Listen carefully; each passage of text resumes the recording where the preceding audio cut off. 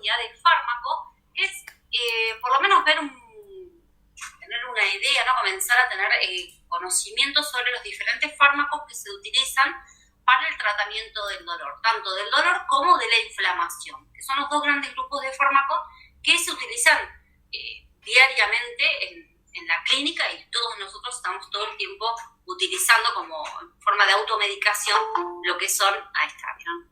Que ahí yo lo veo. Pero lo escuché. ¿Ahí ven bien? Sí. Sí.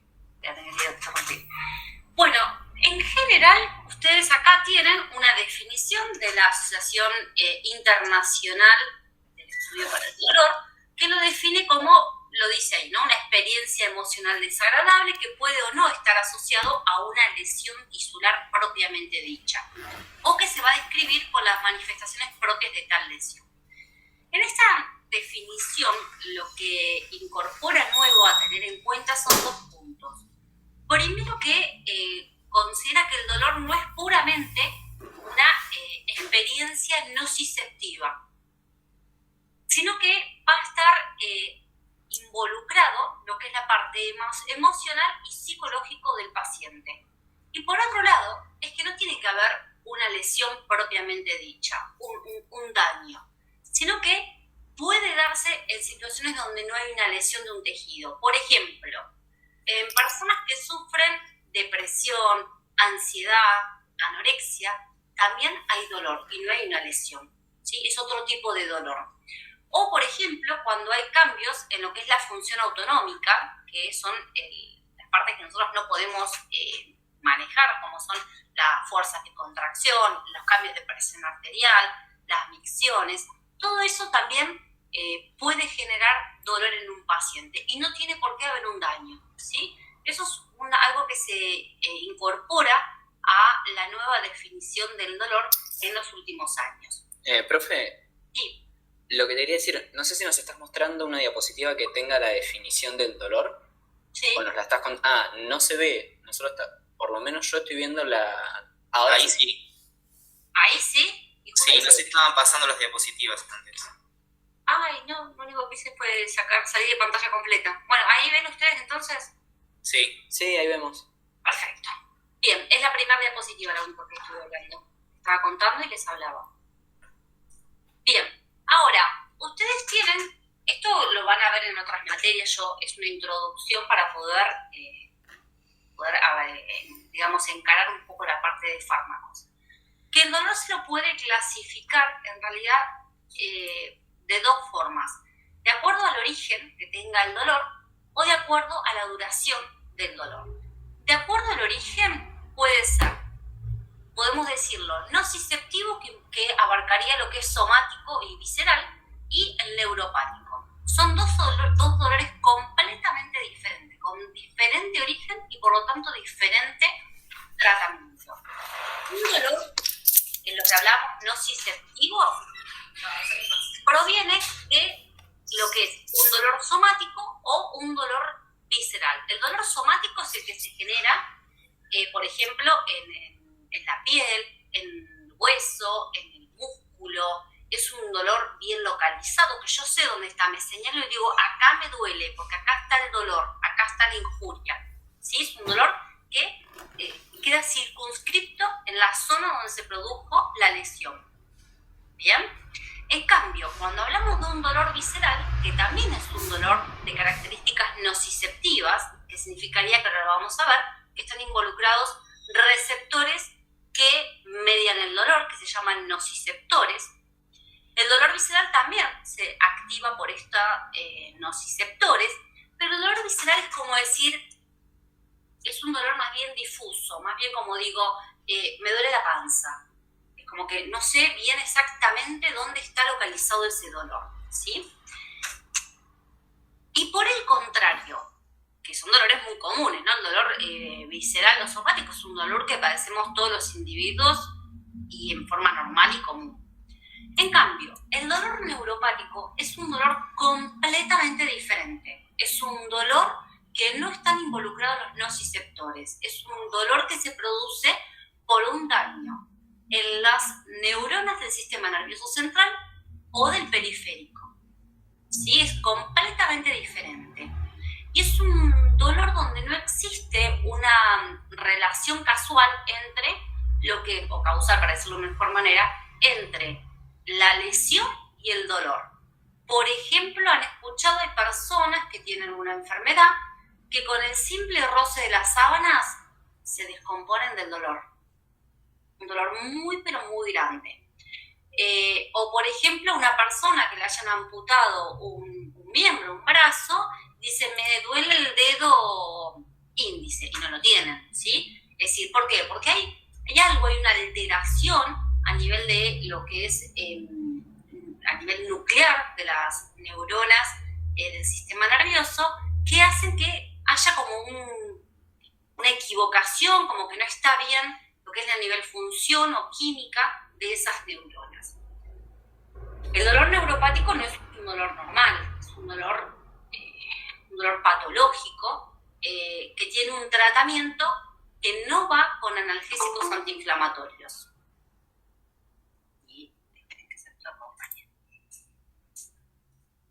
Bien, tiene otro tipo de tratamiento. Ahora, la otra clasificación, una dijimos que era el origen, nociceptiva, que puede ser somática y visceral, o la pueden clasificar como estaba en la diapositiva, es lo mismo. Y la otra que es por cuánto dura ese dolor. Van a encontrar en muchos libros que la clasifican. Un dolor agudo es aquel que tiene una duración, de corta duración, menor a 3 meses. Cuando el dolor supera los 3 meses es de dolor crónico. Pero en realidad va más allá de una clasificación por tiempo, sino que es por los mecanismos fisiopatológicos que lo desencadenan. Generalmente un dolor agudo es un dolor somático o visceral, un dolor normal, común en todos los individuos, autolimitado, un dolor que desaparece la lesión y ya no hay más dolor, un dolor que es el que hace que la persona, ¿no? Sería como un mecanismo de defensa que tiene una persona al cual reacciona para alejarse de ese dolor. Eso es un dolor agudo, de corta duración. Normalmente hay una ansiedad muy leve, ¿no? Como que por ahí un poco de nerviosismo, cuando uno siente un dolor por ahí intenso, pero no muy grave, que siente una sensación de ansiedad generalizada, pero muy corta, ¿sí? No va a afectar la vida del paciente, la vida social, laboral o lo que sea del paciente. Este dolor normalmente, como vamos a ver, se da generalmente por una estimulación térmica, química o mecánica, ¿sí? Que son receptores que por ahí lo han escuchado nombrar en la secundaria, receptores que responden al calor, receptores que responden a la presión, que sería mecánica, o a sustancias químicas, ¿sí? En cambio, el dolor crónico es un dolor que ya no posee una función protectora, ya pasa a ser una enfermedad. Es algo que no es normal, no es frecuente ver en un paciente. Está presente aunque la lesión ya no esté, ¿sí? Este paciente vive con un dolor, ¿sí? Es algo que ya va a interferir en la vida del paciente, por eso es una enfermedad o es algo patológico y genera cuadros de ansiedad generalizada, de miedo, ¿sí? Puede llevar a la depresión en pacientes, a veces hace que el paciente no pueda dormir, sufra lo que se llama insomnio. Es decir, ya es algo que tiene otro tipo de origen y es como los tratamientos, por lo tanto, van a ser diferentes. ¿Sí? ¿Se entiende hasta ahora? ¿Vamos bien? Sí. Bien. Sí. Es una cuestión eso de introducción. Entonces, la nocicepción, que es la transmisión del dolor, cuenta normalmente, ahora vamos a ver, por unas etapas que se llama transducción, transmisión y modulación. ¿Qué es lo que va a ocurrir primero? Por ahí yo creo que es mejor si lo vemos en este cuadrito, en este dibujo, en donde yo acá tengo, por ejemplo, la piel, se genera una herida, un trauma, y cuando se produce esta herida, este trauma, se comienzan a liberar sustancias que se llaman sustancias algogénicas. Está en la diapositiva de arriba. Que se llaman sustancias que transmiten el dolor.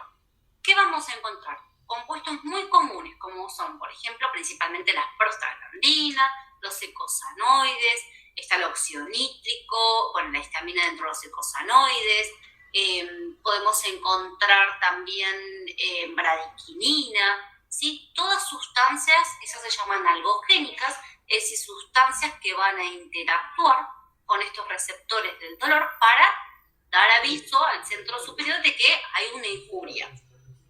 Entonces, estas sustancias algogénicas van a interactuar con estos nociceptores, que son receptores del dolor, que pueden ser térmicos, químicos o mecánicos, y van a transmitir la información, ¿sí? Por una red de fibra sensitiva aferente, ¿no? Porque está subiendo.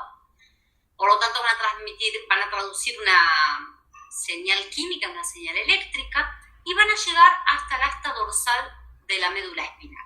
En ese asta dorsal van a hacer sinapsis con una segunda neurona. La primera está en el sitio de la injuria.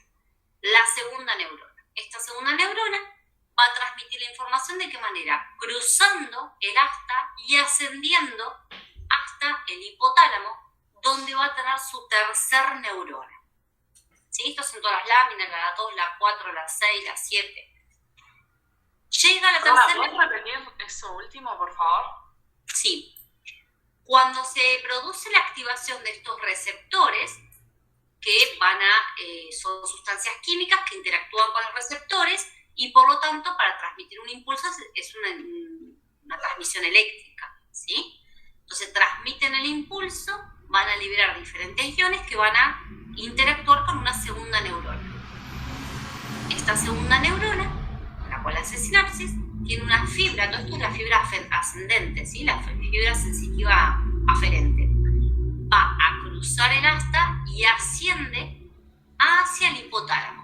Ahí en el hipotálamo se va a encontrar con una tercera neurona que va a hacer sinapsis, ¿sí? Y va a ascender a los centros superiores, ¿sí? El córtex, toda la parte del córtex. Bien, en todo este camino, que esto es muy complejo, chicos, yo se lo estoy resumiendo. En todo este camino va a estar como esto que ven, estas fibras que son aferentes, que van subiendo, van a tener otros enganchados en el medio, que van a hacer que amplifiquen la señal del dolor, vas a tener mucho dolor, o señales que van a disminuir o inhibir esa señal. Las fibras que van a encontrar en unos lugares que se llaman fibra delta, fibra sigma, ¿sí? Es muy complejo esto.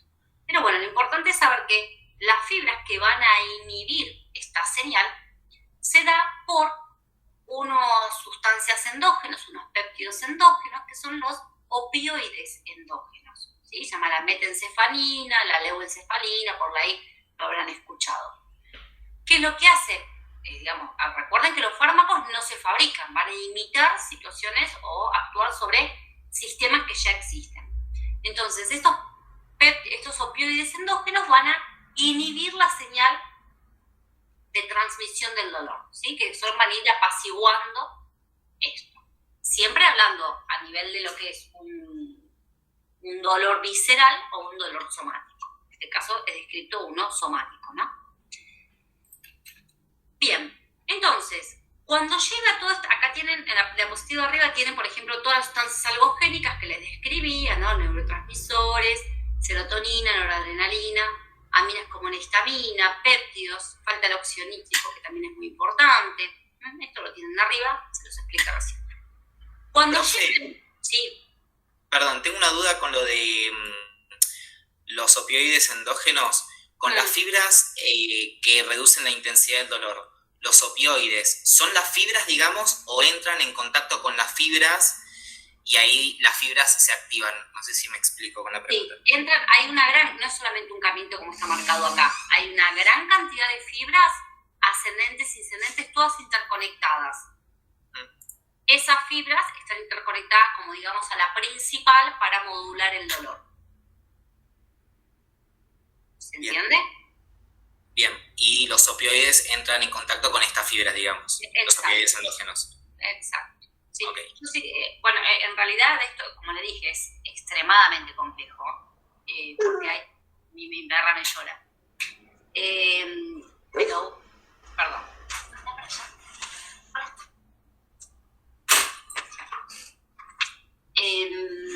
Pero bueno, lo importante es eso, saber que hay sistemas que van a modular, en este caso todos los que nos interesan, son estos opioides, como vos decías, que van a estar interactuando con la fibra principal para ir disminuyendo, que en realidad lo que hace, que vamos a ver ahora, es disminuir la transmisión. ¿De qué manera? Evitando que se liberen sustancias algogénicas, si es más que nada a nivel de lo que es periférico, como a nivel central, lo que hacen es cortar las corrientes de transmisión del impulso, ¿sí? Porque acuérdense que todo esto es eléctrico. Entonces van a hacer que estas corrientes no sean tan fuertes y que no haya tanta despolarización para la transmisión de impulsos, ¿sí? Yo tenía una pregunta, o sea, entonces lo que hacen es inhibir las señales aferentes. Sí, aferentes y también lleva a inhibición eferente, todo. Las dos. Opioides hacen todo, sí. Sí, sí. ¿Vamos? ¿Bien? Bien. Sí, profe. Sí, profe. Gracias. Bien. Bueno, y después esta parte que ustedes lo vieron llega, recuerden que cada lóbulo del cerebro tiene algo específico, lo cual se caracteriza. Acá solamente para que sepan, esto es solamente cuestión de saber, el parietal, por ejemplo, va a localizar e interpretar dónde está el dolor. La parte del sistema límbico es el que da la respuesta afectiva y autonómica. El lóbulo temporal es la memoria del dolor. Y el lóbulo frontal es el que va a dar la importancia al dolor y la respuesta emocional. Esto es para que sepan que va a subir hacia los centros superiores y hay va a haber una interacción con todo el sistema, el cual va a generar una emisión, una respuesta aferente para cómo vamos a responder nosotros, ¿no? Ante este dolor que se está generando. Como dijimos, un mecanismo de defensa que tenemos. Recuerden que el dolor también, porque es importante, el dolor va a depender de cada persona. Cada uno tiene un umbral del dolor porque somos todas personas diferentes y por lo tanto nuestros umbrales son diferentes del dolor. Nuestra resistencia al dolor es diferente y también depende mucho de, por ahí después solamente simple para nombrar un poco lo que es la parte de la plasticidad neuronal que cambia a las personas de acuerdo al daño que ha sufrido anteriormente. Es decir, es un conjunto de que uno también va creando su propio recuerdo, sus propias memorias y saber hasta dónde va a poder superar o tolerar un dolor, ¿sí? Esto es algo muy amplio. Bueno, no, esto es lo que ya les había dicho, no importa. Bien, entonces, esto es parte de lo que ya le dije, la nocicepción es el dolor y esto, bueno, miren, acá parte de la plasticidad neuronal. ¿Qué es esto de la plasticidad neuronal? En realidad, la plasticidad neuronal generalmente se da después de que hay una lesión periférica o nerviosa, se va a desarrollar un estado en esa zona en donde como que hay una hipersensibilidad al dolor luego de una lesión en una determinada zona, donde se producen reducción en el umbral del dolor, en esa zona donde tuvo la lesión, una respuesta aumentada a pequeños dolores, ¿sí? Porque ya está, es una zona que ya está lesionada, ya está modificada. Hay un aumento de la duración de la respuesta cuando uno se expone breve durante un pequeño periodo de tiempo. Y normalmente tiende a refractar el dolor, como que uno le toca la zona donde tuvo el dolor, pero tiende como a extenderse hacia al costadito de la zona. ¿Por qué pasa esto? Cuando uno habla de lo que es la plasticidad neuronal, es todo esto de que va a persistir el dolor aunque ya la lesión no esté. Y esta persistencia del dolor, aunque la lesión no está, se da por la plasticidad neuronal.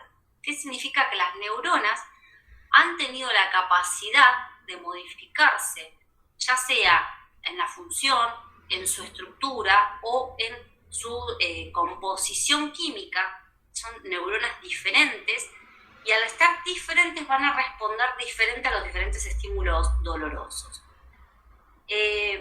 Esto va a ocurrir tanto a nivel de la neurona primaria como las que están en el asta dorsal. Es decir, esta neurona ya no va a ser la misma. Donde se produjo esa injuria, esa neurona donde estaban los nociceptores va a estar distinta. Ya va a sufrir un cambio, y por lo tanto, la respuesta al dolor va a ser diferente a la que tuvo en un primer momento.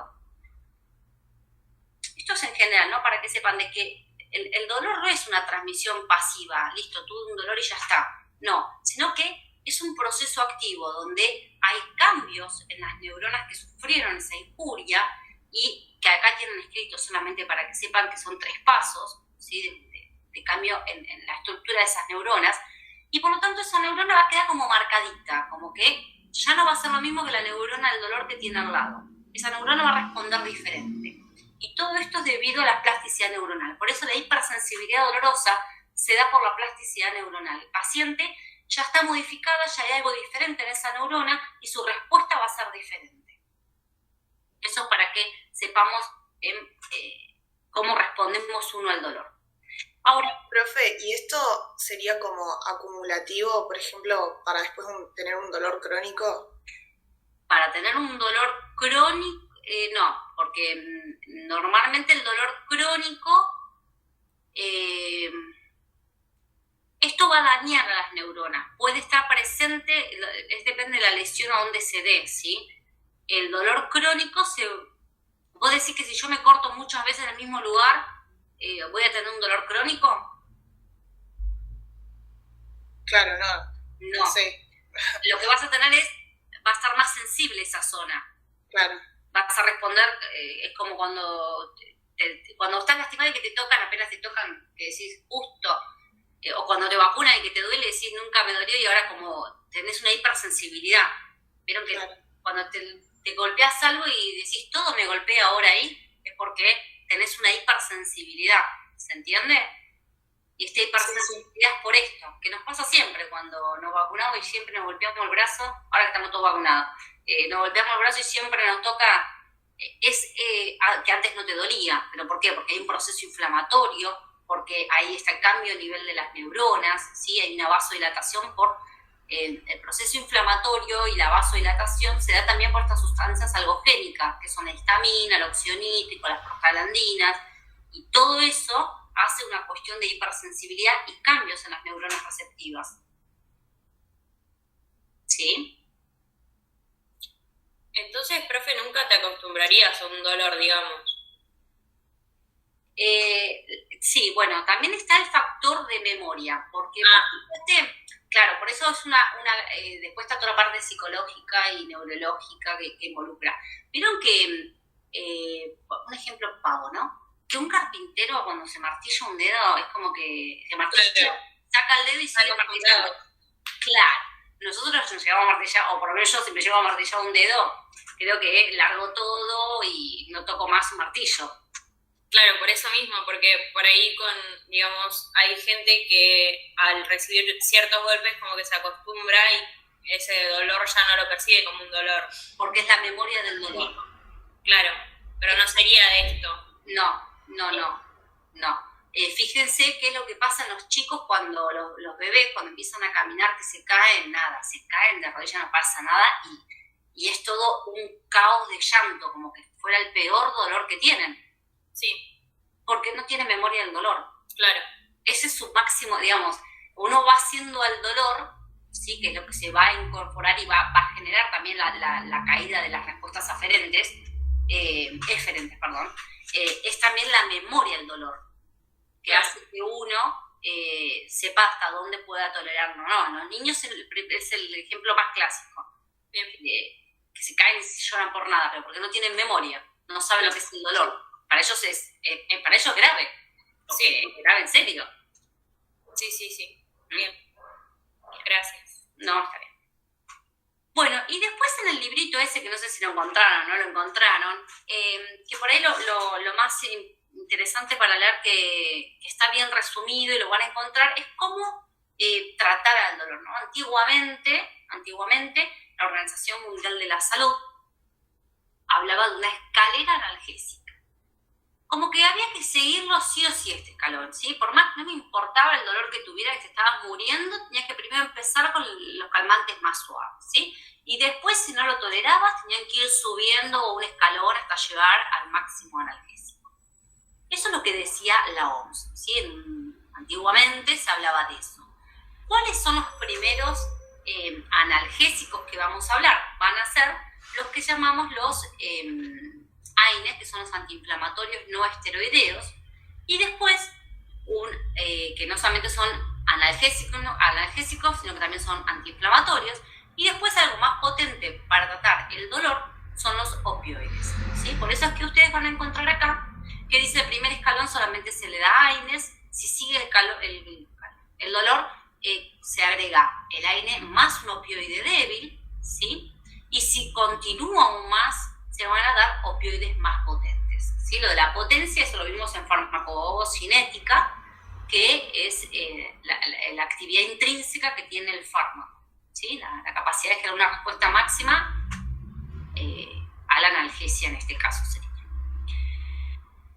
Pero actualmente uno no utiliza esto. Uno van a encontrar que diferentes métodos para poder evaluar el dolor en un paciente. Uno le dice, bueno, del 1 al 10, ¿cuánto dolor tenés? Bueno, tengo un 3. Bueno, con un AINE andamos bien. No, tengo un 8. No, hay que darle un opioide a este paciente junto con un AINE. Si uno se maneja ya de otra manera con respecto al uso de los analgésicos, eso se lo llama, tenemos la escalera, o si no, también se lo llama el ascensor, por ahí se lo leyeron. Directamente uno va al piso de acuerdo al dolor que tiene y ese va a ser el tratamiento que va a recibir. En el caso de los niños, como por ahí no tienen capacidad de poder relacionar un dolor con un número, se le muestran caritas, ¿sí? Eso también es muy, pero muy utilizado, en donde hay caritas desde con llanto hasta caritas muy felices. Entonces, el pediatra puede saber qué tipo de analgésico dar de acuerdo al dolor. ¿Por qué? Porque hay dolores, por ejemplo, como un dolor de muela o una otitis, que muchas veces se recurre a los opioides, ¿sí? El opioide es un analgésico genial, no, hay que sacar por ahí ese tabú de que si estoy usando una morfina es porque me estoy muriendo. No. Cualquier dolor, chicos, que es intolerable, lo mejor es tomarse una morfina y no tenemos más dolor. Profe, pero esa escala no sería muy subjetiva a la persona. Es que es por eso mismo, el dolor es subjetivo.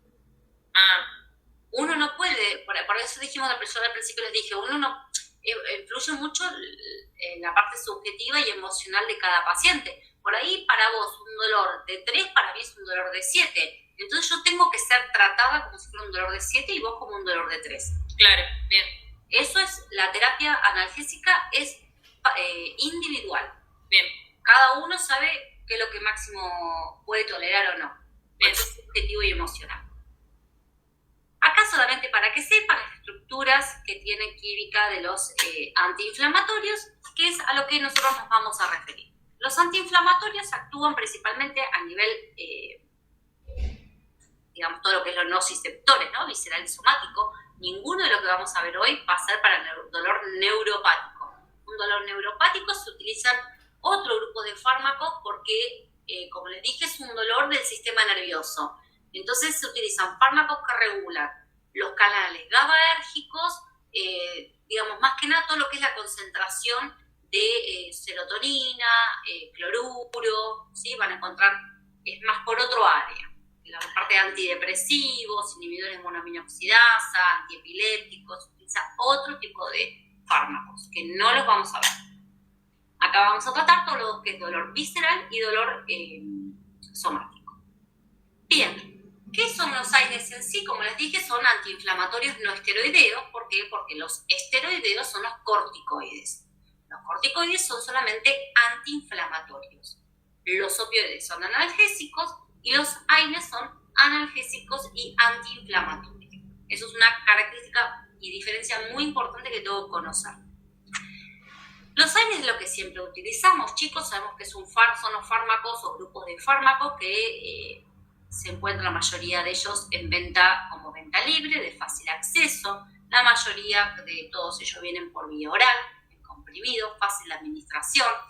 económicos a comparación de un opioide, ¿sí? Y al ser fármacos de venta libre, podríamos decir que si se toman con un uso racional, podríamos decir que pacientes sin ninguna otra patología que tenga a la vez, son fármacos que prácticamente sus efectos adversos son muy leves. ¿Cuáles son las desventajas? Las desventajas es que no va a tener un efecto antiinflamatorio como un corticoide, porque no tiene la misma potencia, ni tampoco tiene la misma potencia analgésica como un opioide. Es decir, voy a poder utilizarlo para, como vimos al principio, un determinado tipo de dolor, un dolor leve, bajo. Si mi dolor es más alto, ya no me sirve. Eso significa que su potencia analgésica o antiinflamatorio es suave, es leve. Otra de las características que tiene techo analgésico. Con techo analgésico, ¿qué significa? Que yo voy a poder aumentar las dosis del AINE hasta un cierto punto donde yo ya no voy a tener más efecto terapéutico. A partir de ahí, si yo aumento las dosis, tengo un efecto adverso. No voy a conseguir que me cure. Tomarme 4 aspirinas juntas no va a hacer que me vaya más rápido o se me vaya mejor la inflamación. Lo único que voy a conseguir es tener un buen agujero en el estómago. Nada más. Es decir, que tengo efectos adversos, pero no mejoro un efecto terapéutico. ¿Sí? Estos en general las características. ¿Cuál va a ser el mecanismo de acción? Los AINES actúan como blanco farmacológico sobre unas enzimas que se llaman ciclooxigenasa. ¿Qué es lo que va a ocurrir normalmente? A partir de los fosfolípidos de la membrana, de todas nuestras membranas celulares, por acción de una enzima, se produce un compuesto que se llama ácido araquidónico. Este ácido araquidónico es que por acción de la ciclooxigenasa va a dar lugar a una serie de prostaglandinas, prostaciclinas y tromboxanos muy, pero muy importante de acá en adelante para las siguientes unidades. Dijimos que uno de los mediadores del dolor, esta sustancia algogénica, eran las prostaglandinas. Entonces, normalmente cuando hay una injuria o hay un dolor, se va a producir prostaglandinas que van a ser las que transmitan el dolor hacia la corteza superior. Por lo tanto, ¿sí? Uno de los objetivos, nuestro blanco farmacológico, va a ser inhibir a esta enzima para que no se produzcan los diferentes mediadores del dolor o sustancias algogénicas. Vamos a encontrar 2 tipos de ciclooxigenasas. Una que se llama ciclooxigenasa 1 y la otra que se llama 2. La 1 es constitutiva, está siempre produciendo prostaglandinas en mi organismo porque las necesito, las prostaglandinas normalmente en mi vida, porque las prostaglandinas, más allá que transmiten el dolor, tienen también sus componentes buenos. Son mediadores que aumentan, por ejemplo, el flujo sanguíneo a nivel estomacal, prostaciclinas generan vasodilatación, aumentan el flujo sanguíneo a nivel renal, aumentan la secreción de moco y bicarbonato, favorecen la agregación plaquetaria, ¿sí? Que en condiciones normales las necesito porque mi cuerpo, continuamente la sangre que circula por arterias y venas, a la velocidad va rompiendo las paredes y se van produciendo pequeñas lesiones que hay que taparlas con estas plaquetas que se producen por los tromboxanos. Es decir, es algo fisiológico y algo que se requiere para una homeostasis. Y por otro lado, la COX-2, ¿sí? La enzima COX-2 es una enzima que se produce, es inducible, se produce cuando hay una lesión y es la que genera todas las prostaglandinas relacionadas con la inflamación y el dolor. Es decir, es la que no queremos. Esta es la que no queremos. La COX-1 es la que produce todo lo bueno y la COX-2 es la que produce todo lo malo. Ahora, el problema está en que los AINES no discriminan entre una y otra. Inhiben a ambas. Por eso yo tengo el efecto bueno de que no voy a tener el dolor, la inflamación o la fiebre, pero voy a tener todo lo malo, como les dije, un daño gástrico principalmente, ¿sí? Porque esta es el que produce las prostaglandinas buenas. Entonces, acá lo tengo de otra manera, fosfolípidos de la membrana, por acción de la fosfolipasa A2, forma ácido araquidónico, y por acción de la ciclooxigenasa pongo. Con la ciclooxigenasa 1, que es constitutiva, está siempre porque la necesito para mi homeostasis, produce prostaglandinas que tienen acción protectora gástrica, renal, respiratoria, Las prostaciclinas, ya me empiezo a acordar, la PGI-2, me tengo que empezar a acordar que es un vasodilatador y es un inhibidor de la agregación plaquetaria. Y el tromboxano A2, que también empiezo a recordarlo, es un vasoconstrictor y genera agregación plaquetaria. ¿Sí? Estas dos yo ya las tengo que empezar a incorporar. En cambio, la COX-2 es la mala, la que yo me quiero sacar, es la que produce las prostaglandinas H2, C2, ¿sí? No importa cuáles, pero son las que generan la inflamación, el dolor y la fiebre. Y como les dije, los AINES lamentablemente no tienen la capacidad de discriminar entre una y otra. Por lo tanto, cumplo con su efecto terapéutico, pero también genero sus efectos adversos. Además, recordemos que la mayoría de los compuestos AINES son ácidos débiles. Los ácidos débiles en el estómago, que es un medio ácido, quedan protonados y son liposolubles. Se absorben dentro de la mucosa gástrica y lo que hacen es generar daños dentro de las células que lleva a la muerte de esas células, genera daño a nivel de las mitocondrias y tenemos una doble acción gastrolesiva, local y parenteral, podríamos decirla, por inhibición de la COX-1, ¿sí? Esto lleva como consecuencia a que un paciente que use mucho tiempo, porque van a encontrar por ahí, siempre están los abuelitos que dicen, yo todas las mañanas para estar activo me tomo 2 cafeaspirinas, ¿sí? No me pregunten para qué, pero se toman 2 cafeaspirinas todas las mañanas porque eso dice que le da, la cafeína está bien, le da la energía, pero no está bueno para dar energía 2 cafeaspirinas todas las mañanas. ¿Por qué? Porque a la larga tenemos una úlcera gástrica en este paciente, que se puede complicar, ¿no? Después terminan siendo sangrantes. Una pregunta, profe. Sí. ¿Qué pasa con los inhibidores que son selectivos de COX-2? Esos son los ¿Muy mejores. caros? No, Pero, ahora los voy a nombrar. Ahora los voy a nombrar porque son más caros, son los que queremos, pero tienen efectos adversos que es el problemita. Ahora acá solamente es para que sepan, ¿no? Que depende de la bibliografía que agarren, van a encontrar, es verdad que no son equipotentes sobre ambas isoenzimas, va a decir que una es más potente sobre la otra, pero no deja de inhibir a las dos, ¿sí? De acuerdo al libro dice que, por ejemplo, dentro de los AINES, por ahí yo estoy hablando y no aclaré, estamos hablando de la aspirina, el ibuprofeno, el diclofenac, el paracetamol, que el paracetamol es una excepción, la indometacina, el meloxicam, piroxicam, bueno, y en realidad dentro de cada uno de ellos tienen una utilidad diferente, porque fíjense, eso me estoy acordando, de que no le dan lo mismo para un dolor de muelas que, por ejemplo, un dolor en la rodilla o un dolor en un tejido blando en un músculo, ¿sí? Los fármacos que se dan son diferentes y eso también depende de las características farmacocinéticas que tenga cada uno. Por ejemplo, ya que estoy hablando, se los cuento, el diclofenac es el único que ingresa, eso no se lo pueden olvidar, es el único que ingresa al líquido sinovial. Es decir, si yo tengo un dolor en la rodilla o en la cadera o en alguna articulación, no voy a poder dar otro analgésico que no sea el diclofenac, porque el resto no me va a servir, porque no va a ser capaz de ingresar al líquido sinovial. Sí, eso tengo que tener muy en claro. Después, lo que es ibuprofeno, más que nada el ibuprofeno es más utilizado, uno de los más inocuos entre todo, se utiliza más para lo que es tejido blando, como la parte de musculatura, abdominal, ¿sí? Más que nada para eso.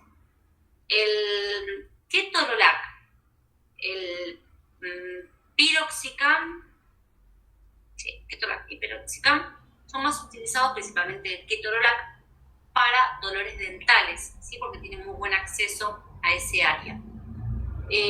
Recomendación con respecto al ketorolac, ya que estamos hablando, es que no se puede tomar más de 5 días el ketorolac, no más de 5 días porque genera insuficiencia renal.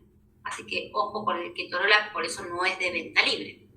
El diclofenac, volviendo acá al diclo, que es el único que llega al líquido sinovial, es una pavada lo que se hizo en el mercado, pusieron en venta libre el de 25 miligramos y el de 50, 75, 100 y más son venta bajo receta. Una pavada, porque se compran el de 25 y se toman la caja entera para llegar a los 100 miligramos. ¿Sí? ¿Se entiende? Esas pavadas que hacen en el mercado por una cuestión comercial y económica que terminan dañando al paciente, porque es lo que ocurre. Genera tanto daño, principalmente a nivel estomacal como a nivel renal. Después tienen otros, por ejemplo, la aspirina. La aspirina es el que mayor daño genera. ¿Y por qué por qué es daño gástrico? ¿Por qué? Porque es la única que inhibe en forma irreversible a ambas isoenzimas, tanto a la COX-1 como a la COX-2. El resto de los AINES, su inhibición es reversible. Por eso la aspirina es tan gastrolesiva. Y el segundo efecto adverso muy importante a tener en cuenta de la aspirina es la reacción alérgica, ¿sí? Son las dos características muy importantes de la aspirina. Bueno, ya que hablé de todo eso, acá les seguía contando que me fui. Acá es lo que me decía, ¿quién fue que me preguntó por el COX-2? Yo, profe. No te veo, por eso. ¿Tu nombre? Franco.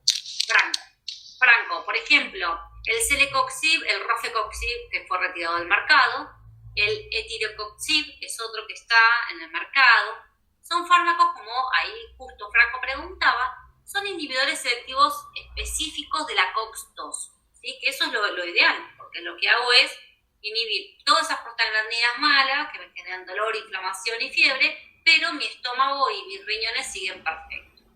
Ahora, ¿cuál es el problema? Estos fármacos han demostrado que aumenta el intervalo QR, generando arritmias cardíacas en pacientes que tengan antecedentes cardíacos. Entonces, hace como 15 años atrás, cuando se pone de moda este rofecoxib, venían todos los abuelitos con toda su combo. Recuerden que toman por lo menos 4 o 5 para arriba medicamentos, esta polifarmacia. Dentro de ellos toman un analgésico y felices porque vení con un COX-2, evitábamos más lesión gástrica de todos los medicamentos que estaban tomando. Pero bueno, esos pacientes dejaban de tener lesión gástrica, pero aparecían todos, empezaron a fallecer por los problemas o los riesgos cardiovasculares que generaban. Por lo tanto, solamente va a poder ser indicada en pacientes que no tengan antecedentes cardíacos y no sufran, que es muy difícil un abuelo encontrar que tenga todo el corazón perfecto. Ya un abuelo, bueno, todavía no vimos. En la unidad C vamos a ver que la hipertensión, la insuficiencia cardíaca, la angina de pecho, es algo muy común, es una cuestión común en el sentido del envejecimiento propio del organismo, como del estilo de vida que llevamos, ¿no? Lo que es más ahora con la pandemia, el sedentarismo, la obesidad, la mala alimentación, todo eso hace un combo para que se genere lo que es la hipertensión y por lo tanto ya tengo un riesgo cardiovascular. Ya un COX-2 no podría tomar. Pero bueno, sería lo mejor. Entonces, como les decía, vamos a encontrar inhibidores irreversibles, el único, y es el prototipo de los grupos de los AINE, el cual yo tengo que saber, es la aspirina. La aspirina es un inhibidor irreversible, por lo tanto, es extremadamente gastrolesivo. ¿Sí? ¿Por qué? Porque tengo que sintetizar de nuevo esta ciclooxigenasa para que vuelva a regenerarse enzimas y las prostaglandinas buenas. Principales efectos adversos, entonces, gastrolesivo por doble acción, porque es un ácido débil que se absorbe en las células generando todo el daño local, como también porque cuando se absorba a nivel del duodeno va a actuar con diferentes ciclooxigenasas a nivel de todo el organismo, inhibiendo la síntesis de estas prostaglandinas gastroprotectoras, ¿sí? Los demás también van a generar ese doble efecto gastrolesivo, pero un poco menos. ¿Por qué? Porque la inhibición no es irreversible, sino que es reversible o competitiva, ¿sí? Y este era el inhibidor selectivo para COX-2, acá el etoricoxib, este es uno de los que más se están utilizando ahora. El rofecoxib no se usa más. Etoricoxib es el que por lo menos he visto que hay alta defensa del mismo. Y si no se utilizan para gente grande, ni tampoco para casos leves, ¿en qué casos se utilizan? No, pero yo lo utilizo. No se utiliza en pacientes que tengan algún riesgo cardiovascular, principalmente si tienen una arritmia. es como que intentás no utilizarlo por las dudas. Igual el dolicoxib es como que no ha demostrado nada, pero bueno, es como todo, uno no se va a arriesgar a un abuelito darle con una arritmia cardíaca, darle un fármaco que los análogos tienen ese problema. Es como que no sería ético. Pero cualquier persona los puede usar. De hecho, yo uso esto, más que una INE. Bien, entonces, ¿cuáles van a ser los efectos de los AINES? Vamos a encontrar acá 3, pero le voy a nombrar una cuarta, que es un efecto analgésico, un efecto antitérmico, un efecto antiinflamatorio, y el cuarto es un efecto antiagregante plaquetario.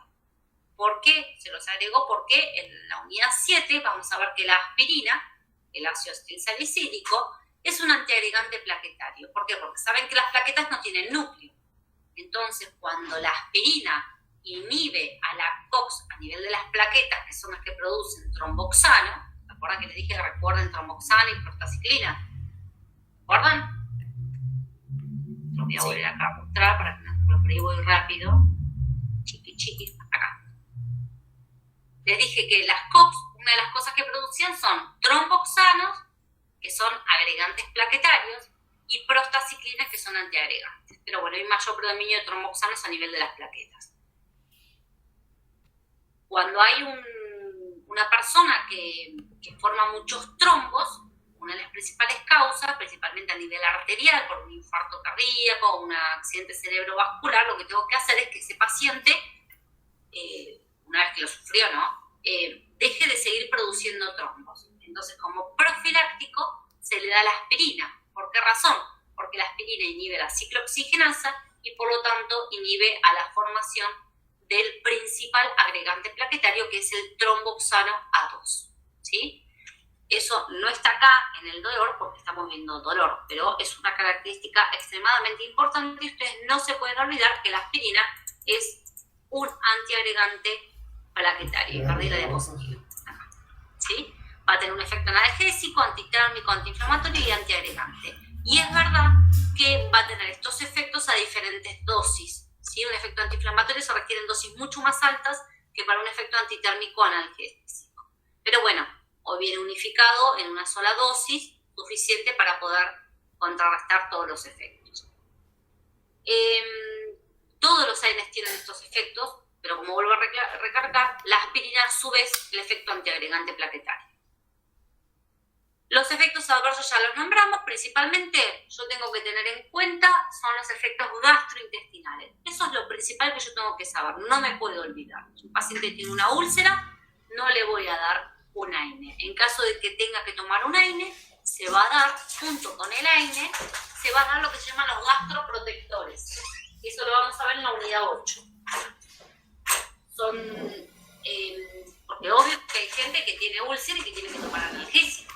¿Cómo lo soluciono? ¿La dejo que se muera del dolor? No. Entonces hay otros fármacos que se agregan, son como unos líquidos que tiene que tomar antes de estos analgésicos.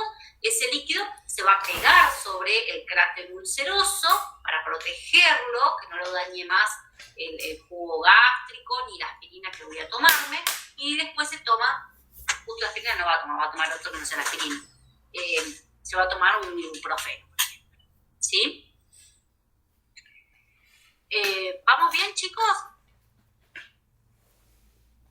Sí. Profe, tengo una pregunta.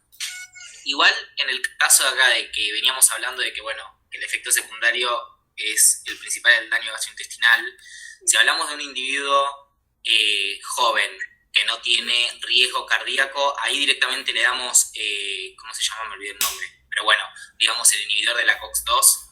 Podés darle tranquilamente. ¿Sí? Y ahí no damos el protector gástrico, solo le damos... El protector gástrico se da cuando un paciente tiene que tomar por mucho tiempo un AINE, que no sea un COX-2, o que ya tenga, ¿sí? Por ejemplo, un paciente que está tomando mucha medicación, saben que todos los medicamentos al caer en la mucosa gástrica generan un daño. Entonces, a veces, ni siquiera aunque tenga que tomar un AINE, se le da un protector gástrico, porque todo genera daño en la mucosa gástrica. Ok. ¿Sí? En un joven sí, uno puede dar lo que quiere. que pasa es que, a ver, para curar un dolor, una cosa es solucionarlo con 50 pesos, que te puede llegar a salir un ibuprofeno, un 100 pesos, con obra social, ponelo, no, 200 pesos con un COX-2 son carísimos, chicos, son muy caros. No es lo mismo. Eso también por ahí es como un desperdicio en plata. Si sos joven no vas a tener, y tomás un analgésico cada tanto, no te va a pasar nada. Y ojo que el COX-2, si tengo un dolor en la articulación, no me va a servir. Tiene que ingresar al líquido sinovial. Ahí voy a tener que usar sí o sí un diclofenac. Por ahí a veces que no. Es como, por ejemplo, después van a haber otros fármacos que tienen el mismo efecto antiagregante plaquetario, pero sabemos que la aspirina sale 100 pesos y el otro sale 5.000 y cumplen la misma función. Entonces, ¿cuál es el sentido? Nada, si no lo va a tomar para todo el resto de la vida. Entonces, principales efectos adversos de la aspirina. Gastrolesivo, todos los años siempre. Y a su vez la aspirina tiene un efecto que es más común con la aspirina, el efecto de reacción alérgica. Ojo, que a veces la persona no es alérgica a la droga, sino que es alérgica al excipiente. Eso hay que tenerlo bien en cuenta y preguntar cuándo fue que tuvo la alergia, porque a veces relacionan como que de chiquito mi mamá me dio una aspirina, igual por ahí es preferible hacer una prueba de alergia, ¿no? Ustedes que van a poder tener esa oportunidad. Por ahí, como pasa con muchos antibióticos, ¿no? Cuando era chiquito fui alérgico a la amoxicilina, fui alérgico a la aspirina, y pasaron 30 años. Y, a ver, hay que hacer una prueba para realmente descartar, porque a veces se complican los tratamientos cuando las personas dicen que son alérgicos y en realidad no están del todo seguros. Estas son las indicaciones para lo que es analgesia. Nosotros lo vamos a utilizar principalmente como analgésico, antipirético, antiagregante y antiinflamatorio. ¿Sí? Eso es común. Lo van a encontrar en todos los medicamentos para el resfrío. Van a encontrar un analgésico, ya sea principalmente como un efecto antipirético. Normalmente está el ibuprofeno o el paracetamol. Realmente el ibuprofeno es el que más está. ¿Sí? Esas son la utilidad y lo que tiene. Ojo que muchas personas, cuando ustedes por ahí están haciendo una historia clínica, como son medicamentos de venta libre, van a decir, no consideran a los medicamentos de venta libre como un medicamento por sí mismo, como que lo pasan de largo, como que dicen, no, pero la aspirina es común. No, ustedes tienen que, eso también es importante porque a veces van a tener interacciones con los medicamentos. Por ahí una persona tiene un sangrado y ustedes dicen, ¿y por qué tendrá? Y averigua y está tomando mucha aspirina, por ejemplo. Y la persona no se los cuenta porque no lo cree como un medicamento. ¿Sí? Es importante uno preguntar bien todo lo que está tomando el paciente. Entonces, una de las cosas, como yo les dije, que el paciente dice, bueno, soy alérgico a la aspirina, soy alérgico a todo. No, soy alérgico, si se puede corroborar que es alérgico a la aspirina, es alérgico a ese grupo químico.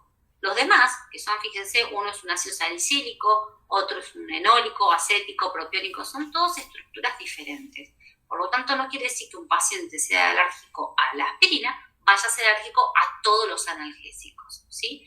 Normalmente, el otro día cuando tuve una charla con un alergista con respecto a las alergias a los AINES, digo, el paracetamol no conoce un solo caso donde haya una persona que sea alérgica al paracetamol. Entonces, cuando alguien le dice, soy alérgico a, damos paracetamol, decía esta médica. Es como que, porque tampoco tiene el mismo mecanismo de acción, ahora vamos a charlar un ratito, y es como que no, es el más inocuo de todos los fármacos. Entonces, ante la duda, damos paracetamol. Y después vemos las reacciones alérgicas, después se le hará un estudio, pero siempre ante la duda, paracetamol. Que saben que es lo más inocuo y que no va a dar nada. Profe, perdón, me quedó algo colgado de los efectos secundarios. Cuando dice renal, dicen casos de ICC, eso... Insuficiencia cardíaca congestiva. Ah, ok. Porque cuando hay una insuficiencia cardíaca congestiva, el corazón no tiene la capacidad de bombear, no tiene la fuerza de poder contraer ese ventrículo izquierdo y expulsar por la arteria aorta toda la sangre para abastecer a todo el organismo, ¿sí? Eso está disminuido. Ese corazón está gordo, no puede llenar. Encima que está gordo, la sangre en vez de va a ir para la parte auricular, hace como una regurgitación, ¿no? Entonces, cuando se quiere contraer está cansado, no puede, no aguanta. Entonces es como que no le va sangre a ningún órgano, pero bueno, uno de los órganos, además del cerebro, de los principales que se afectan, es a nivel renal. Sumado a que los AINES disminuyen las prostaglandinas que generan aumento del flujo sanguíneo renal. Entonces, un paciente con insuficiencia cardíaca congestiva es como que un uso crónico de un AINE hay que verlo bien, ¿sí? No se lo va a dar por dárselo. A eso se refiere principalmente. ¿Sí? Bien, genial. Bárbaro. Entonces yo les decía que cuando uno es alérgico a la aspirina no quiere decir que sea alérgico a todo, sino que va a ser alérgico a ese grupo. Después se verá, ¿no? Le damos un paracetamol, después el médico derivará a un alergista y corroborará la alergia a la que tenga o no tenga ese paciente. Bien, con respecto al paracetamol,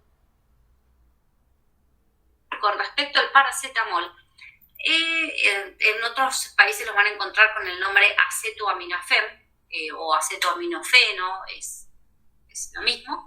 En realidad está bastante discutido el mecanismo de acción. Vieron que solamente es el único que tiene efecto analgésico y antipirético. No tiene efecto antiinflamatorio. En realidad se cree que su mecanismo de acción no es por la COX-1 y COX-2, sino por una COX-3 que actúa a nivel del sistema nervioso. Por lo tanto, genera un efecto antipirético.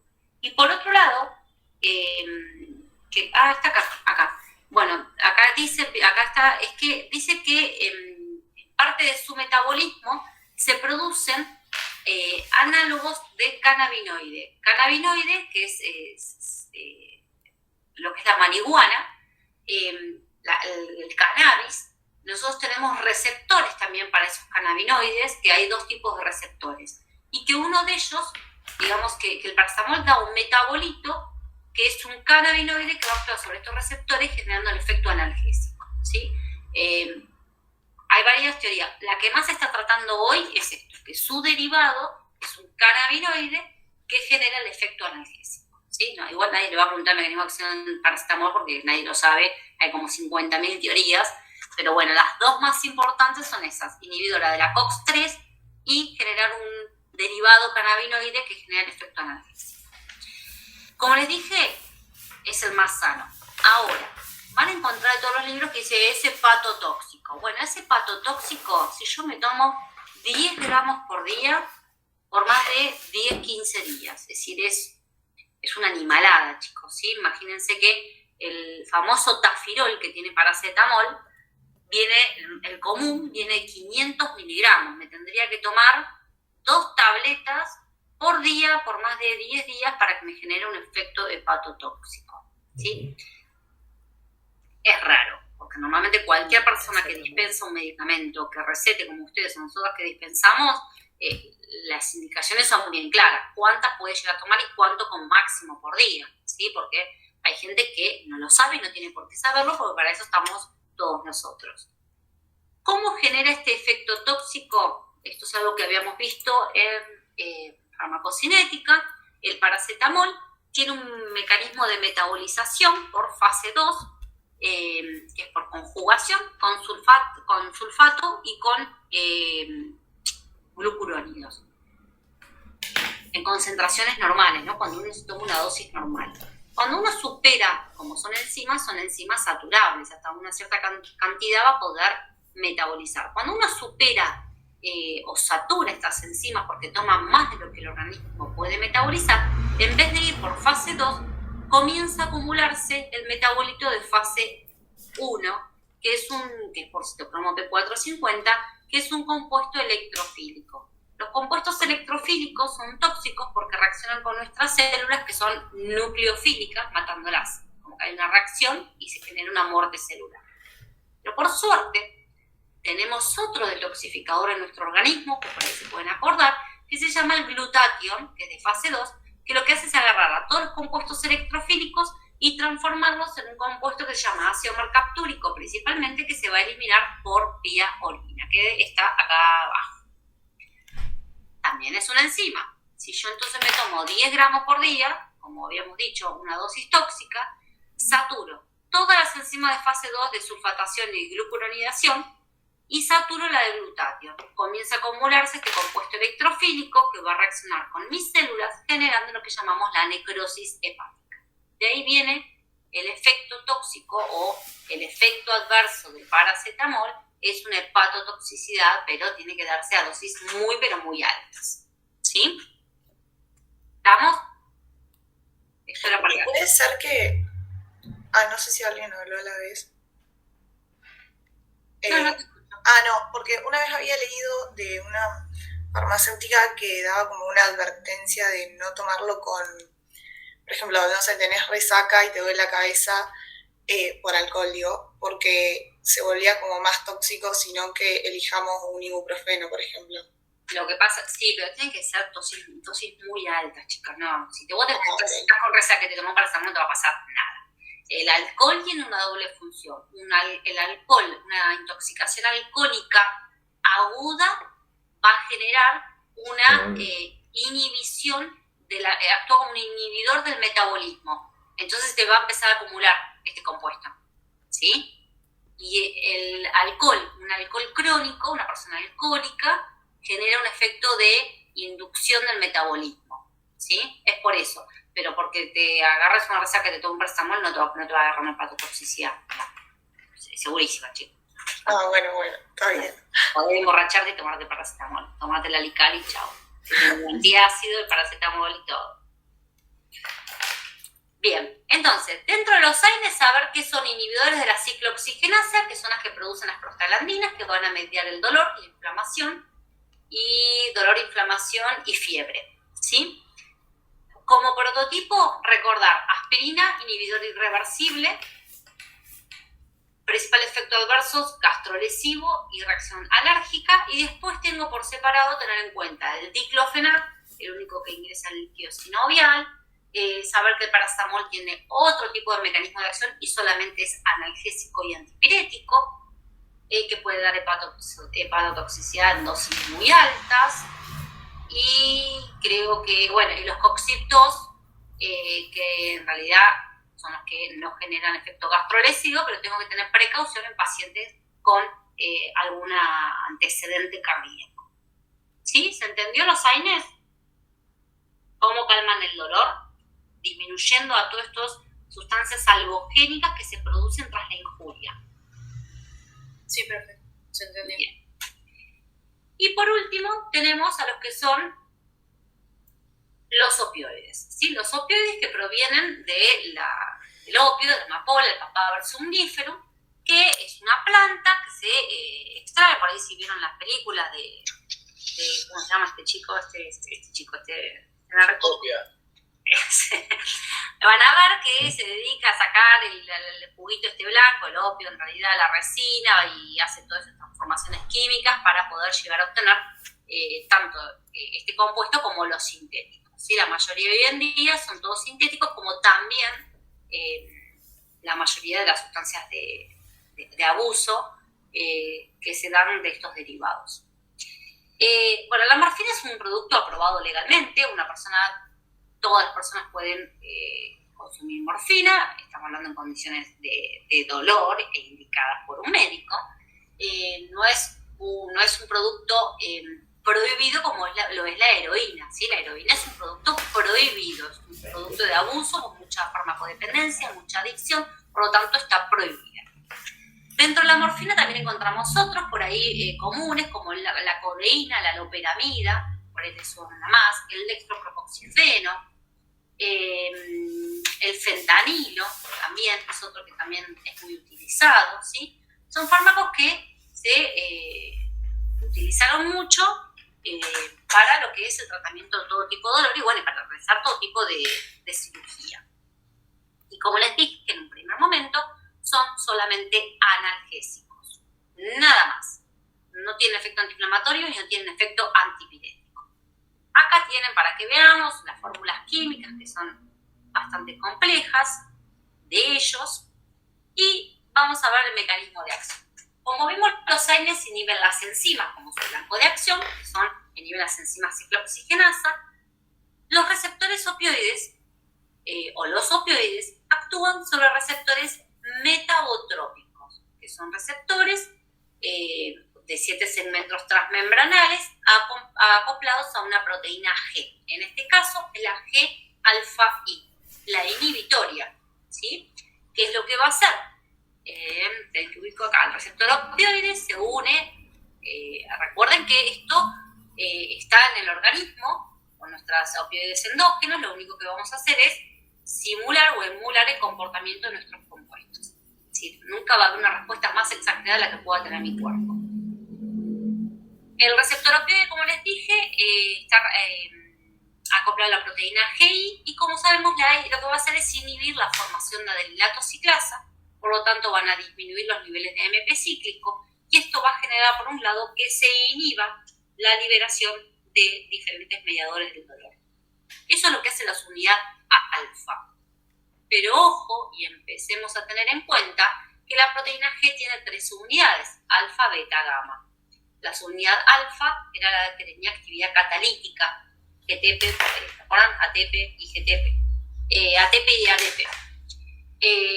La beta gamma no están ahí de adorno, sino que van a empezar a hacer cosas. Y esto es la primera vez que lo vamos a ver.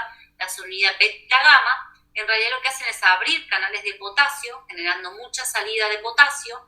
Bueno, en realidad acá la imagen está, pero de calcio es como evitar el ingreso de calcio, está como separada la imagen. Y lo que hace es cerrar el ingreso de calcio. Entonces, abre la salida de potasio, cierra el ingreso de calcio. Entonces, se vuelve cada vez más negativa esa neurona, porque no está, las cargas positivas no ingresan y las positivas que hay están saliendo. Entonces, lo que genera es un estado de hiperpolarización. Esa neurona no se puede despolarizar, no puede transmitir una señal. Es por esto que yo, cuando veíamos las fibras aferentes, que les dije que hay señales que van a amplificar el dolor y otras que van a inhibir el dolor. En este caso, al cerrar las corrientes de calcio y abrirlas de potasio, va a generar una hiperpolarización y van a evitar que transmita o disminuya la transmisión del dolor hacia las zonas tanto aferentes como eferentes del dolor que lo van a calmar. Recuerden que el calcio además es importante porque está separado, porque el calcio es importante que ingrese para que pueda unirse a la miosina. Recuerda la miosina y la actina, que la miosina con el complejo calcio-calmodulina se va a unir a la miosina y eso va a generar una contracción, va a fosforilar la miosina fosforilada generaba contracción y va a permitir la expulsión de las vesículas con los neurotransmisores. Es decir, que si no ingresa calcio, no hay liberación de neurotransmisor. ¿Sí? El calcio es importante para que se genere esta contracción y expulsión de los neurotransmisores de su vesícula. En este caso, al cerrarse el calcio y abrirse el potasio, hay una hiperpolarización y no se expulsan las vesículas con sus neurotransmisores. ¿Sí? Esto es lo que vieron en la unidad de dinamia, chicos. La proteína GI. Retomen a ese temita si lo pueden repasar. Ahora, ¿qué receptores opioides hay? Hay una gran cantidad de receptores opioides que se llaman mu, kappa, delta y sigma. En realidad, delta y sigma van a encontrar en algunos libros, como que están y no están, como que todavía no se conoce bien del todo la función. Más que nada los fármacos se refieren a sus acciones sobre la acción mu y kappa. Lo más importante, o digamos, el efecto analgésico se va a dar tanto se actúan sobre receptores mu como el kappa. La diferencia está en lo que hace al abuso de estas drogas, porque el receptor mu, cuando se activa, no solamente da analgesia, sino que da un estado de euforia, que es lo que lleva a la adicción o a la dependencia de los pacientes con el uso continuo, ¿no? En cambio, el kappa da el efecto analgésico, pero las personas no se vuelven adictas a drogas que sean específicas kappa porque genera un efecto de disforia, un efecto desagradable. Por eso normalmente la adicción y la dependencia se da por los fármacos que activan los receptores mu, que en realidad son todos. ¿sí? Por eso son drogas que tienen que ir controladas, porque cualquier persona que empiece a tomar morfina se va a volver adicta a la morfina. Eso es sabido, ¿pero por qué? Por el efecto que genera. Además, inhibe los sistemas hipotalámicos, la parte de dopamina, regula toda una parte importante de la adicción que hay que tenerlo en cuenta. Bien. Bueno, acá es solamente para que sepan que están ampliamente distribuidos estos receptores opioides, por lo que hacen, de acuerdo, no solamente en estas fibras de transmisión del dolor, sino que están ubicadas en una gran cantidad de lugares, lo que hace muchas veces a sus efectos adversos. Principalmente en lo que es la parte del tallo cerebral, lo que regula la tos, ojo que esto es un uso terapéutico, pero también van a afectar la respiración, van a generar un cambio en la presión parcial de dióxido de carbono, van a generar disminución de la presión arterial, van a generar cambios en lo que es en la pupila de los ojos, ¿sí? Esto es lo que hace los efectos adversos principales. Una pregunta, profe. ¿Los demás opioides, además de la codeína, son antitusivos también? No. En realidad, a ver, sí, pero no es el uso que se le da. ¿Por qué? Porque tienen otro efecto más importante. Por ejemplo, yo no voy a usar una morfina como antitusivo. La morfina va a tener un efecto más potencia analgésica que antitusiva. Ahora, voy a usar una codeína como antitusiva, porque es más potente por la estructura, por la cinética, la estructura que tiene hace cambio cinético y a dónde puede acceder. En cambio, la codeína va a ser utilizada como antitusivo y no como un analgésico, aunque tenga actividad analgésica, pero no va a calmarme el dolor importante que necesito. Y, por ejemplo, un tramadol, que es un opiáceo leve, no sé si es opiáceo. Sí, es un opioide, pero no se lo va a dar como un antitusivo, se lo va a dar como un analgésico. No, el único que se da como antitusivo es la codeína, nada más. Gracias. No, está bien.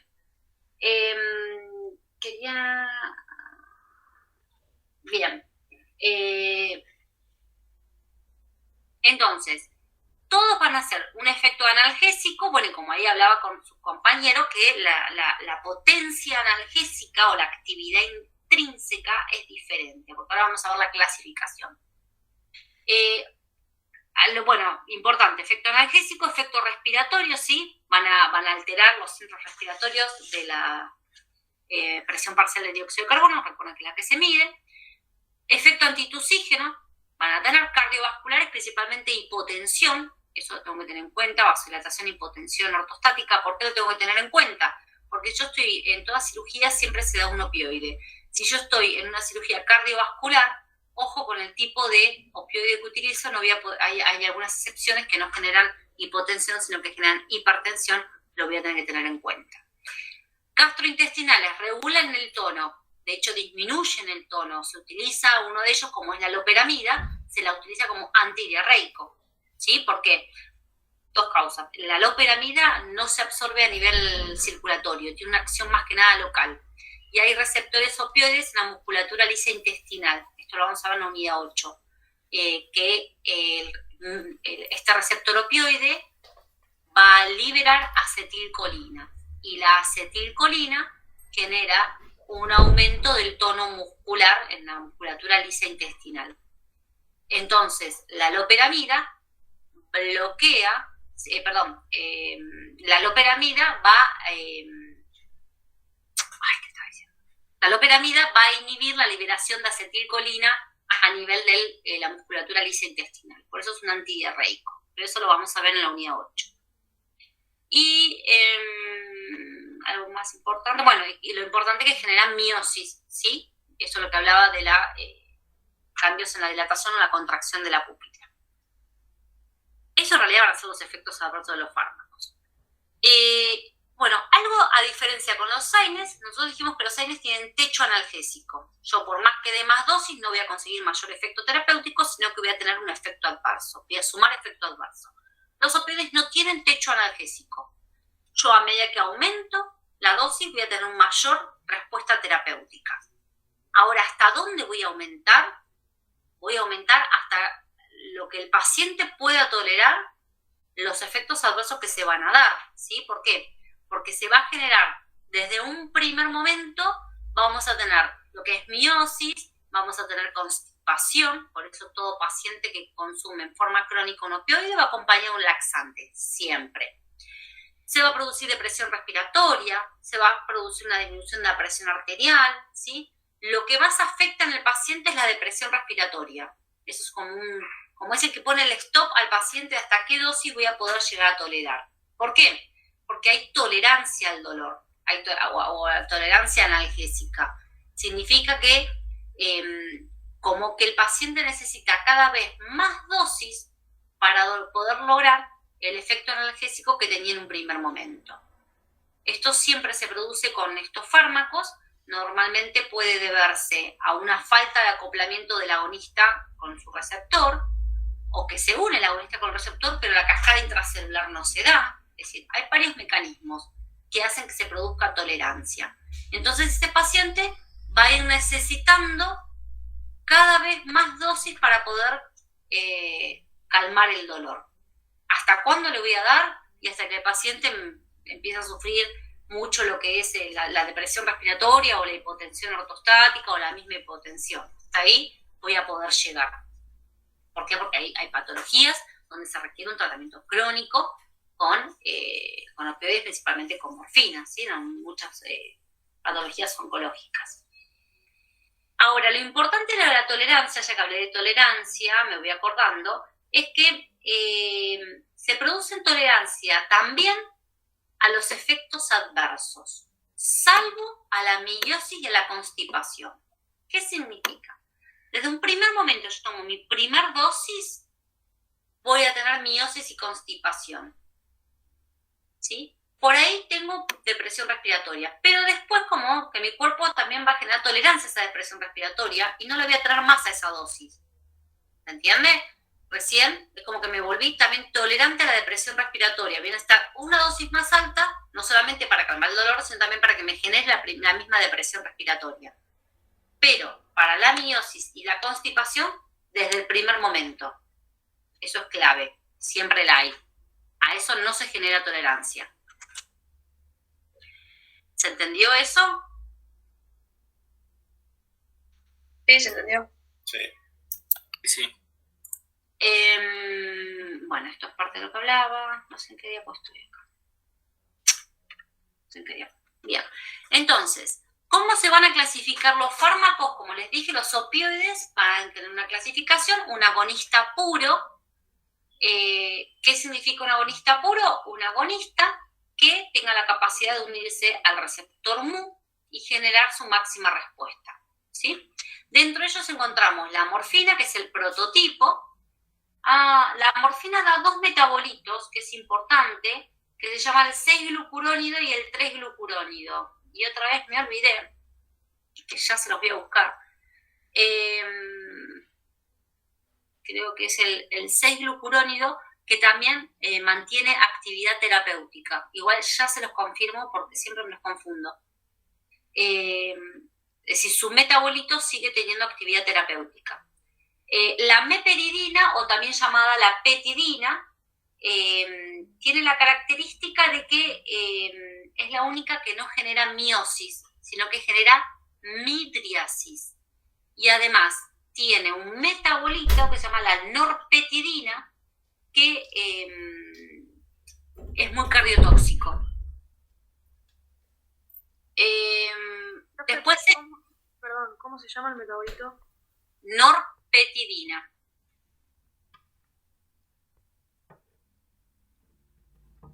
Después está la... ¿Sí? Le voy a dar unas características, así que me voy acordando importantes. La metadona es un derivado de la morfina que tiene una vida media súper larga y se lo da para deshabituación en pacientes alcohólicos. Se utiliza para eso. El fentanilo, por ahí lo han escuchado nombrar, en gente que abusa del fentanilo, pero en realidad el fentanilo tiene una vida media muy corta y es extremadamente utilizable en todo tipo de anestesia. Uno corta el goteo y deja de tener efecto el fentanilo. Es increíble. Y es el que se utiliza para como uno de los fármacos para la generación de anestesia. No genera anestesia. La anestesia va además del anestésico, van coayudantes, van miorelajantes, van analgésicos, y bueno, dentro de ellos el fentanilo, que es genial porque uno corta el goteo y corta la acción del fentanilo. Tiene una vida media muy, pero muy corta, pero es 100 veces más potente que la morfina, extremadamente potente. La codeína, que tiene, que hablábamos hoy con su compañero, la codeína que se utiliza principalmente como antitusígeno, lo van a encontrar en jarabe por vía oral, el más común, que viene junto con un antihistamínico H1, con la difenidramina combinado. El tramadol, que es es un más débil, ¿sí? Tiene la característica del tramadol de que al ser una mezcla racémica, porque es una mezcla levo y dextro, son unas estructuras químicas en espejo, es la única que no genera depresión respiratoria. Esa característica que tiene el tramadol. Así como la meperidina genera midriasis, el tramadol no genera depresión respiratoria. La oxicodona es la típica de, ¿cómo se llama este actor de película, de serie, de Doctor House? Es la que él se vuelve adicto a la oxicodona, es esta droga. Entonces, un agonista puro es aquel que se va a unir al receptor porque tiene afinidad y genera una respuesta. Perfecto. Y dentro de ellos hay diferente potencia farmacológica, ¿sí? Después tenemos agonistas, antagonistas mixtos. ¿Qué significa? Por lo general son agonistas del receptor kappa, pero ojo, si hay un agonista puro, te va a convertir en un antagonista del receptor mu. Por eso son agonistas, antagonistas mixtos. Solo lo puedo utilizar bárbaro, como analgésico. Pero ojo, si el paciente me cae a la guardia y estaba tomando morfina para un dolor crónico y yo no lo sabía y lo único que tengo es una nalbulfina, que es un agonista, antagonista mixto, lo que va a hacer es actuar un antagonista del receptor mu. Y lo que va a pasar a ese paciente es sentir un dolor increíble, además de una hipertensión arterial. ¿Sí? Porque actuaría como antagonista, se contradice. En cambio, si yo solamente tengo un paciente con mucho dolor, no estaba tomando nada y tengo nalbulfina, se la voy a dar.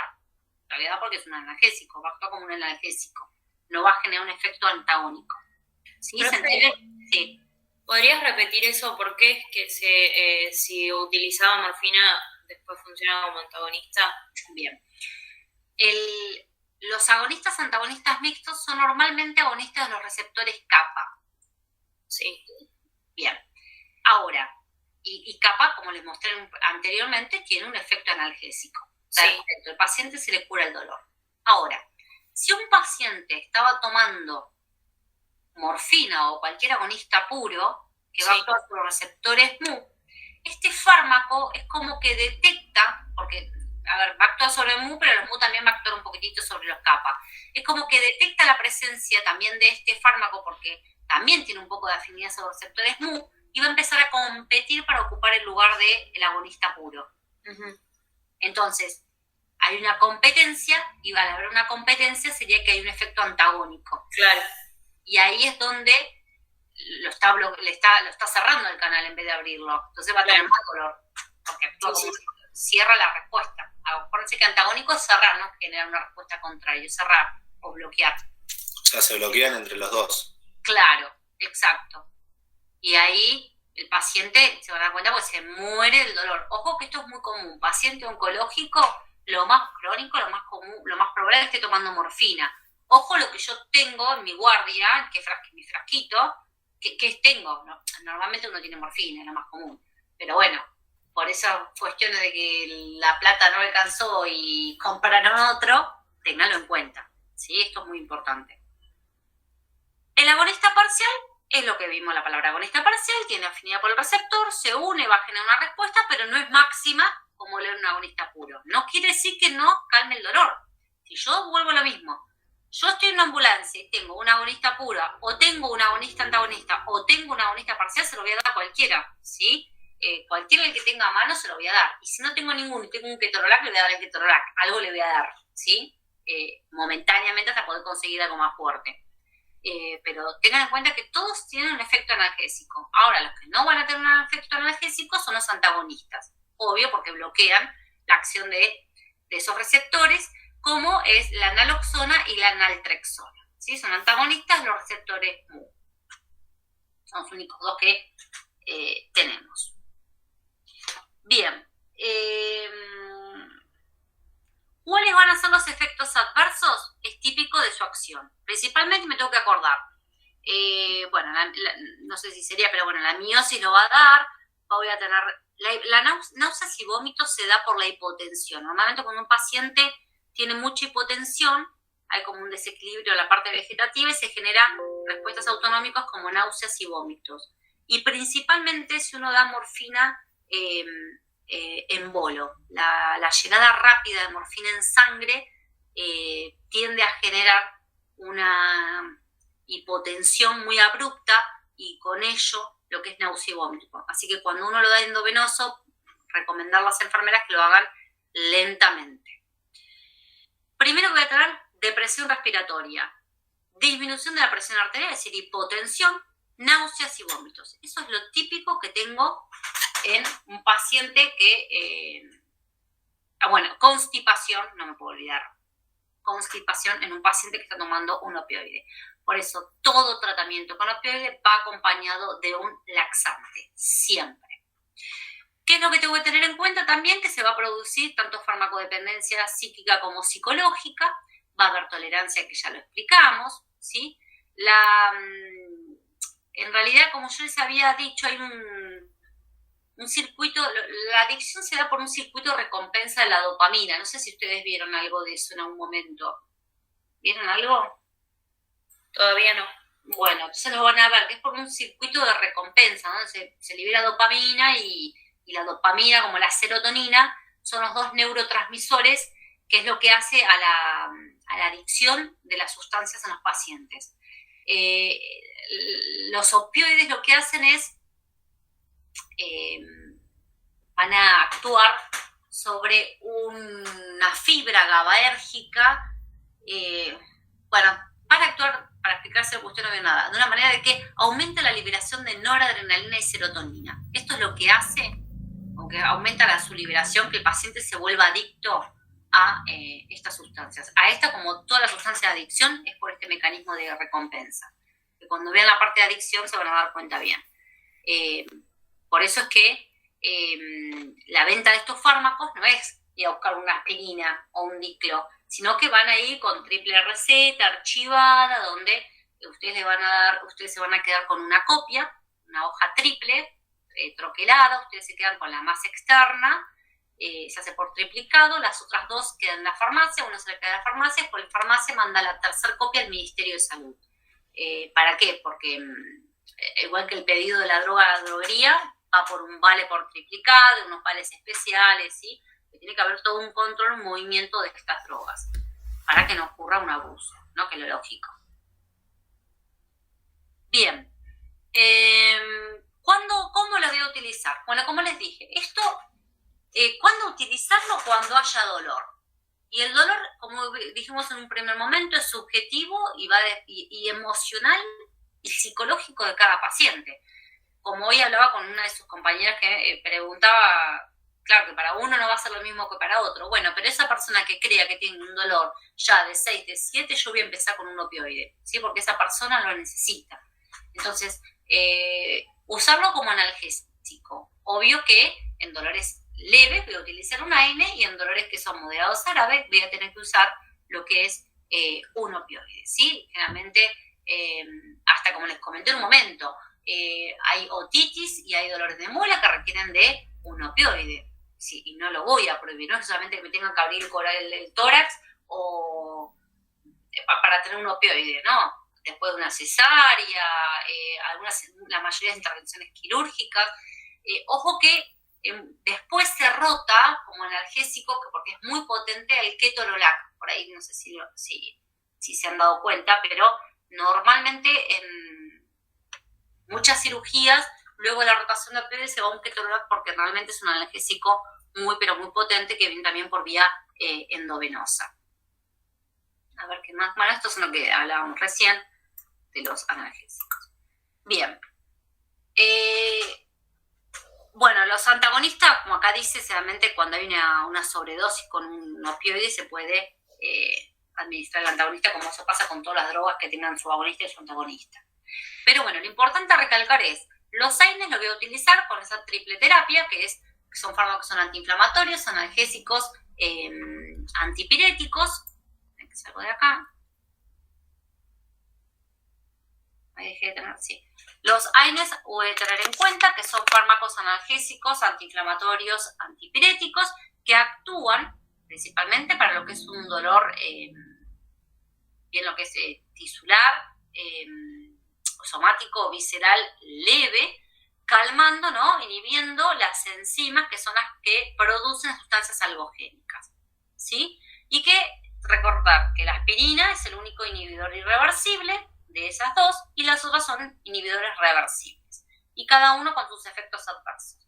Y después, dentro de los opioides, como prototipo la morfina, ambiéntese que ustedes tengan uno como prototipo, que es la morfina, que actúa no como sobre receptores metabotrópicos, la proteína G-alfa-I, y que tenemos la acción, por un lado la alfa, inhibir la adenylatociclasa, y por otro lado la beta, la gamma, abrir canales de potasio y cerrar los de calcio. De esta manera se genera todo un estado de hiperpolarización para evitar tanto la ascendencia de las fibras aferentes como que la respuesta a la descendencia sea más amortiguada. Y va a actuar tanto a nivel periférico, acción en todos lados. Eso es lo importante de estos fármacos. Y recordar que hay algunos que se utilizan como analgésicos, otros tienen un efecto antitusivo como la codeína, otros tienen un efecto antidiarreico como la loperamida, y que todos generan constipación y miosis, ¿sí? Eso no se genera tolerancia. Todos los demás efectos adversos, como la depresión respiratoria y la hipotensión, sí se genera tolerancia, ¿sí? Y que son solamente analgésicos. ¿Estamos? Sí, profe. Profe, ¿qué significa que tenga un efecto antipirético? Para la fiebre. Antipirético es contra la fiebre, o antitérmico, o febril, si querés. Genial. Profe, ¿hay algún autor que usted recomiende más que otro para leer estos temas, digo? Y yo siempre les digo que por ahí, para arrancar las primeras unidades, es recomendado el Flores para que se pueda tener. Si no tienen el Velázquez, a ver, el Velázquez se llama, pero les pongo acá. Sí, el Velázquez, que está mucho más corto, que para ahí les va a servir. Farmacología básica y clínica se llama, estoy leyendo el título. El Velázquez, farmacología básica y clínica. Esa es una lectura más rápida, por ahí no tiene tanto nivel molecular, que les va a servir bien. Después, si quieren ir al más detalle, pueden utilizar el Flores. Perfecto, muchas gracias. No, está bien. Bueno, ¿alguna consulta, chicos? ¿Alguna duda que haya quedado?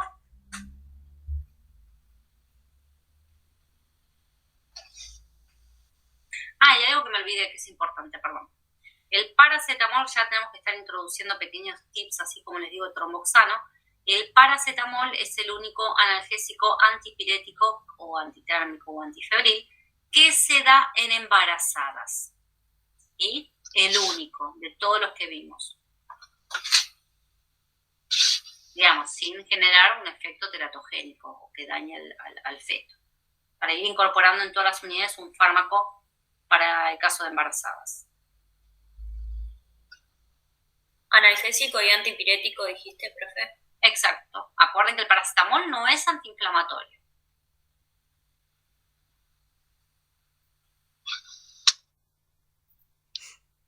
Hay una tabla de riesgos de efectos teratogénicos, o se los clasifica a los fármacos en 4 grupos de acuerdo al grado de teratogenicidad. Por ahora nosotros vamos a ver paracetamol, después en todas las unidades vamos a ir incorporando uno, por ejemplo, porque es común, es normal que un ser vivo, ¿no? Una persona que tenga, una mujer embarazada puede tener un dolor, puede tener fiebre. Después es común que tengan acidez, entonces vamos a incorporar cuál podemos dar. Puede tener una infección, entonces también le podemos dar un antibiótico. Entonces tenemos que saber con cuál podemos manejarnos seguros en una mujer embarazada. O una mujer que creemos que está embarazada y lo primero que hacemos es hacer una prueba de embarazo, ¿no?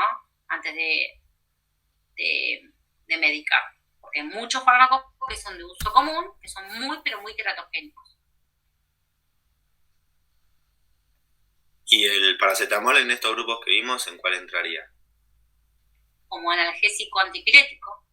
No, dentro de los AINES. Si vos Dentro de los AINES. Sí, no es un AINE como les dije, porque no es un AINE, porque no tiene ni la estructura parecida. Se los clasifica así, yo no te puedo preguntar eso, no te voy a preguntar, ¿dónde está el paracetamol? No, saber solamente que el paracetamol está dentro de los AINES, si lo querés escribir está bien, nadie te va a decir que está mal, pero no cumple los requisitos de un AINE, porque ni siquiera el mecanismo de acción es igual. Saber que no es antiinflamatorio. Me interesa que sepan que no es antiinflamatorio. Por ejemplo, si yo les pregunto a una mujer con dolor e inflamación qué fármaco dar, no me van a responder un paracetamol, porque justo no lo tienen. Eso es lo más importante. Yo te iba a preguntar justo, ¿y qué te vamos a responder en ese caso? Cualquiera. Pero si yo tengo una no son paciente que tiene... teratógenos. No, pero ¿por qué teratógenos se tienen? No, yo pregunté... Claro, pero creo que es una mujer no embarazada. Sí, no, yo pregunté en general. Un paciente que tiene dolor e inflamación, ¿qué analgésico utilizaría? No me pueden responder cualquiera, pero no me van a responder un paracetamol. ¿Se entiende? Sí. Sí. Y si es un dolor leve, no me van a poner una morfina, chicos. ¿Sí? Es decir, un dolor, salvo que sea un dolor luego de cualquier accidente, siempre se le da un opioide. Siempre. No importa. Paciente que tuvo un accidente automovilístico, siempre lo primero que se hace a un paciente es darle, ni se le pregunta, se le da un opioide. Eso lo van a ver en la guardia y en todos lados. Es lo primero que se hace, no se pregunta eso. Después de última se lo irán sacando o se lo cambiarán. Pero bueno, es algo como que es lo primero en la vía o morfina. Pero bueno, si hablamos de un caso normal, una persona que jugó al fútbol y se dobló el tobillo, se lastimó la rodilla, no voy a usar un opioide. De hecho, ahí dentro de los AINES tendría que tener en cuenta que si es un problema de rodilla, de una articulación, dije que había uno solo que ingresaba el líquido sinovial. Claro, ese no me lo puedo olvidar. ¿Sí? Porque cualquier otro que usa no le va a servir. Ahora, el diclofenac puede usar para cualquier otro también. También lo puede poner para cualquier otro dolor, no hay ningún problema. Pero no cualquier otro para ese tipo de dolor. Y para una inflamación embarazada, entonces no podrías usar tampoco un AINES. No, bueno, ahí se evalúa. No es que no se le deja a la pobre mujer con dolor ahí toda inflamada, ¿sí? Se evalúa, se puede dar un ibuprofeno. Pero bueno, no estaría como... eso ya lo tendría que manejar el obstetra. Cada uno hace lo suyo. Lo que es importante saber es que el paracetamol es el más seguro. No quiere decir que los otros no se puedan dar. De hecho, independientemente de la toxicidad que tenga un fármaco, siempre se prioriza la vida de la madre. ¿Sí?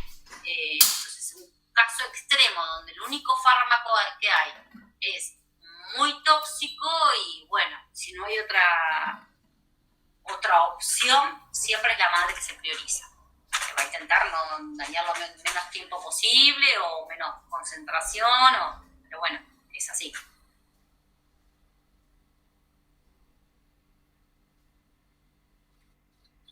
Bueno, chicos, si no tienen ninguna otra duda, o me escriben por correo. Bueno, buenísimo, profe. Dale, profe. Muchas gracias. Que tengan buen día. Nos vemos. Gracias. Gracias.